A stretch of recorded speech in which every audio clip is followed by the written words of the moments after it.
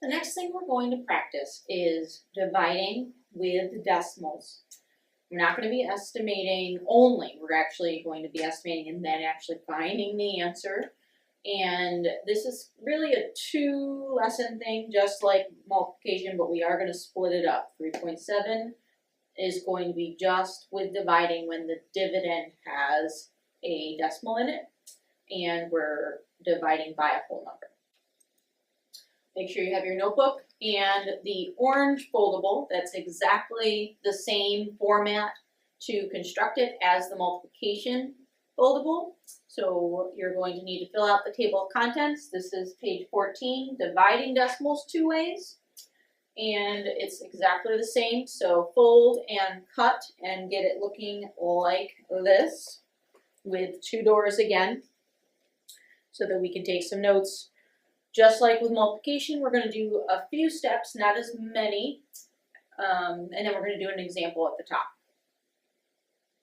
So for partial quotients, the first step is to estimate first. So this is on the bottom of the foldable under the partial quotient side, so make sure you're at the right spot. So step 1, estimate.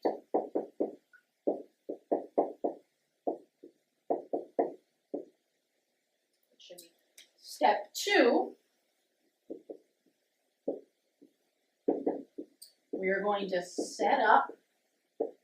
However, we're not going to include the decimals in the setup. So without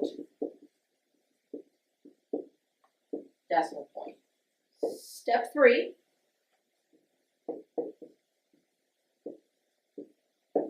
again, if I'm going too fast, just pause and catch up. We're going to divide. And the last step, we're going to deal with the decimal point. Step 4, we're going to place the decimal point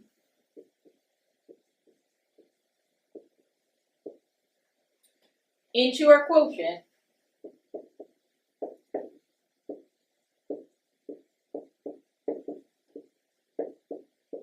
using our estimate.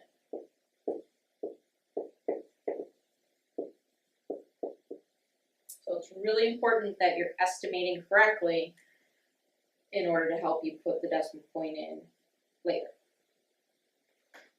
So above those 4 steps, we're going to do an example. We're going to write and label it as an example. Okay. There's no context to this. We're just going to divide 45 9/10 by 3. So write that up at the top first. And first, we're going to estimate. We're going to take 45.9 and just call it 45. And when we divide that by 3, it does work out. 4 plus 5 is 9, so that means it's divisible by 3 because 9 is divisible by 3, and it is 15. So our answer is going to be somewhere around 15. Now we're going to set up our problem without the decimal points. So it becomes 459 divided by 3. Now I'm going to show you the partial quotients way to divide. And really, it's meant to be, I can pick anything I want and start that way. And we're going to subtract 100 times 3 is 300. We're left with 159. We're going to take out another 50, which is 150. And we're left with 9. 3 times 3 is 9, and we're left with no remainder. We're going to add up these numbers over here, and we get 153. Now our answer is not 153. The last step now, we're going to look at what our estimate is, and it should be about 15. So we're going to need to have the decimal point in between the 5 and the 3 in order for it to be close to our estimate. So our answer is 15.3. Notice as I'm doing this, my work is very organized, and at the end I clearly label what my answer is. I don't have to search around for it, and my work supports it. Now we're going to go to the right-hand side of our foldable, the traditional way of dividing. I know we touched on this a few lessons back, but here it is again with decimals now. So our steps on the bottom, let's do that first. Step 1, you guessed it, estimate.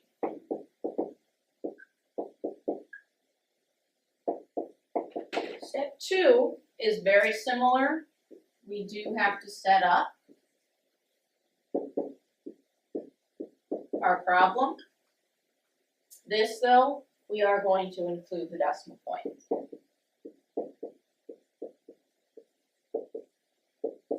That's very important.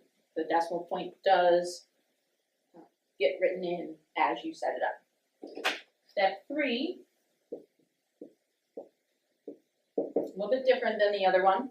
We're not going to divide yet. Instead, we're going to bring up the decimal point.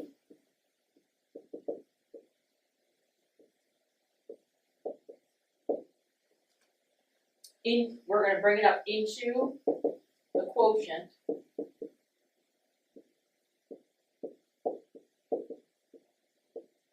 Directly above where it is in the dividend.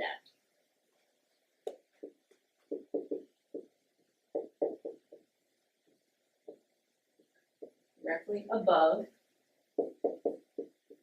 its place in the dividend. Last step, step 4, is to divide.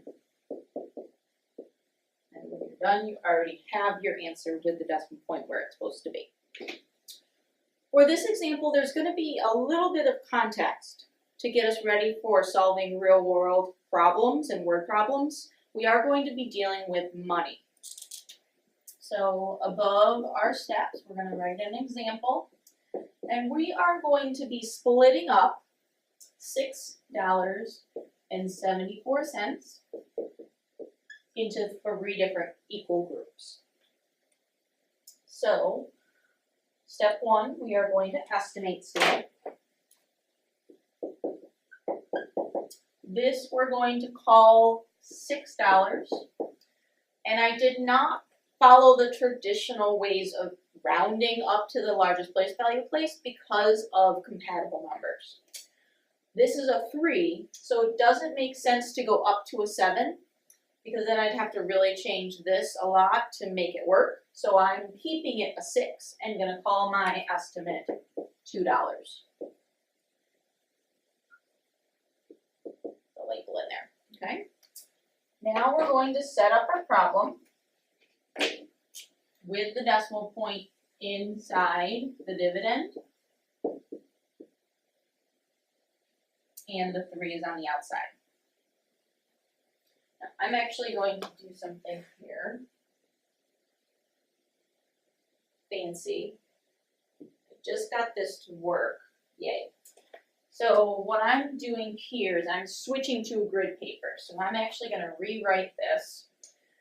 And I love using grid paper or those lined papers vertically turned so that I can use the columns to help me. So I'm going to just rewrite 6, 7, 4, and then the 3 outside. Okay. So I'm choosing to use bigger numbers, so I'm using 2 spaces and I'm using these lines to help guide me. If you wanted to write smaller with grid paper, that's fine too. Just want you to be able to see. So now, the first thing we have to do before we start dividing is bring up that decimal point. Okay? I'm just going to give myself a little more room here. There we go. So, look at the 6. It is bigger than 3, so 3 times 2 is 6. and then I'm going to subtract and bring down the 7. 3 times 2 again will be 6. Subtract it from the 7 and we get a 1. We're going to bring down the 4. 3 times 4 is 12, and that will be a 2. And since this is money that we're dealing with, we have to continue. We want to be able to make this to the penny and round it to the nearest hundredth. Sometimes we'll even have that in the directions, round to the nearest hundredth. So I am going to annex that 0. So now we're dealing with 20, and that would be a 6. That is 18, and we are left with another 2 on the bottom. We don't have to go any more because we know what this digit is to allow us to be able to round to the nearest hundredth place. So we are done. And our final answer, when we do round, going back to one of the first lessons that we learned, we want to round to the nearest hundredths place. We're going to look to the 6. Remember, circle and arrow. Yay. And our answer will be 225 because that 6 is greater than 5. All right, let me change back here. Now we're going to do a real world problem. These are going to be word problems. Don't get scared. We're going to use cube strategies and we're going to be dividing with decimals. So Meg is purchasing lumber. She's building something maybe as a gift. If she buys a 12-foot board, how much does it cost per foot? So sometimes there are tables that go along with problems that you're going to have to look at and analyze and pick the right numbers from. So let's use cube strategies. This is important, 12 foot, and we want to know how much it's going to cost per foot. Per is the key word. Here is the question, and we're done with marking up our problem. When we look at the 12-foot board, that means we're going to pay attention to the $6.48 number. And per foot means we're going to be taking that whole board and we're going to be dividing it into foot-long pieces. We're going to cut it on up. So we want to know if we just wanted 1 foot, how much would that cost? That is the idea of dividing. So per is one of those keywords that could mean either multiply or divide. So you have to make sure you're thinking about what is the question asking us to do. Are we supposed to be multiplying or are we supposed to be getting a smaller answer? We are going to divide. I have my paper here so I don't have to switch my boards around.